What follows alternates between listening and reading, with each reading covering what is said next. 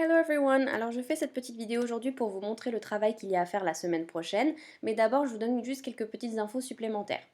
Alors je vous rappelle que pour bien faire les exercices, les faire dans l'ordre et bien comprendre les consignes, je vous conseille de regarder plutôt sur le site internet lovingenglishwithmissp.weebly.com plutôt que sur Pronote. Je vous empêche pas de regarder sur Pronote, mais je pense que c'est un petit peu plus clair et qu'il y a plus d'explications sur le site internet.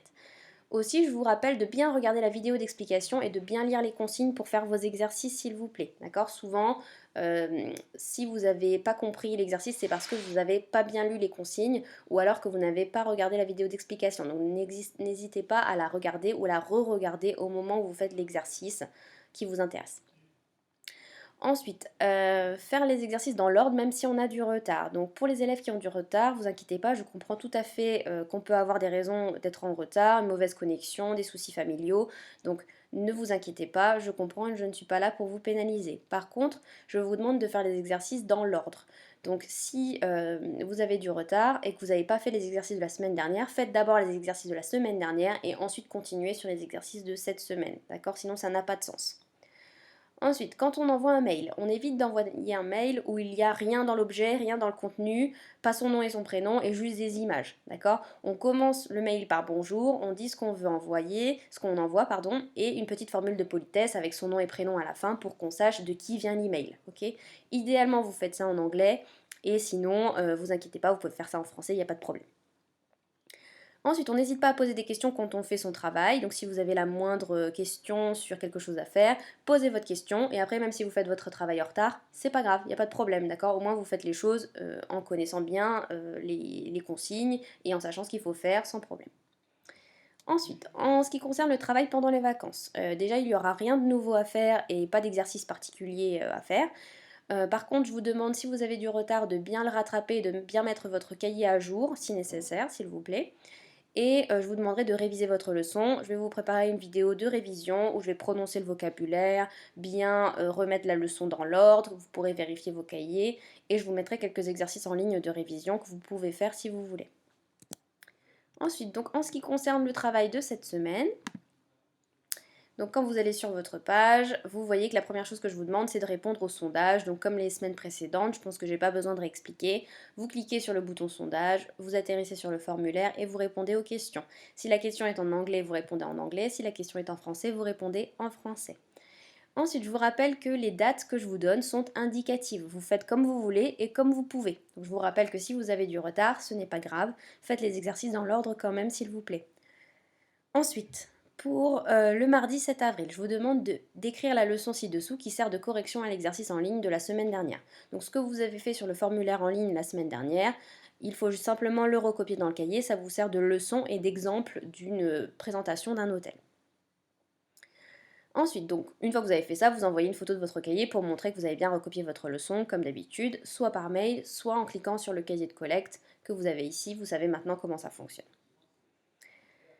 Alors, pour le travail du vendredi 10 avril, mais à présenter après les vacances, donc je vous demande de le faire cette semaine, en fait, de préparer, si vous voulez, votre présentation, mais la présentation à l'oral, vous l'enregistrerez qu'après correction de ma part, et après les vacances, je vous donnerai plus de consignes sur comment on fera la présentation, notamment si on reprend les cours après les vacances ou une semaine après les vacances, par exemple, on pourra faire les présentations en classe, et sinon je trouverai une alternative pour faire ça à distance.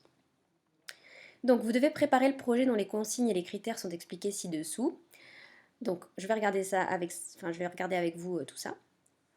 Vous devez choisir une ville des États-Unis, donc sauf New York parce que c'est la ville qu'on a étudiée en classe, hein, d'accord, vous en choisissez une autre, celle que vous voulez, et vous devez organiser un voyage dans cette ville. Vos clients sont un couple et ils souhaitent partir de Paris avec la compagnie American Airlines pour un séjour d'une semaine environ. Donc je vous impose la compagnie, comme ça tout le monde va sur le même site internet et j'ai pas besoin de vérifier 15 sites internet, d'accord? Et tout le monde part de Paris. Comme ça, je sais que votre recherche ce sera Paris, Miami ou Paris, San Francisco, ou voilà. Donc c'est pareil pour tout le monde. Le séjour doit durer une semaine environ, ok? Donc environ 7 jours.